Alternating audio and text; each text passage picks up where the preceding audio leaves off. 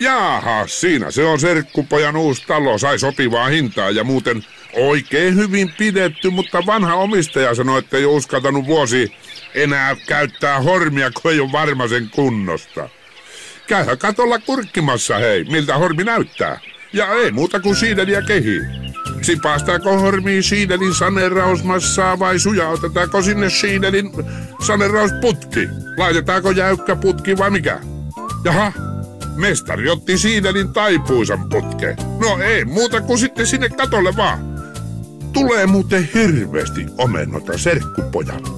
Ootko muuten kuullut tätä, kun savolaiset sai tietää, että amerikkalaiset oli käynyt kuussa? No, savolaiset halus pistää heti paremmaksi ja päätti, että vähän vallotettaa aurinko.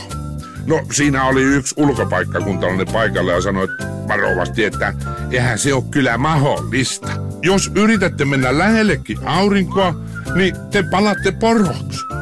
No tähän savolaiset vastaa, no eihän me päivällä männäkään sinne.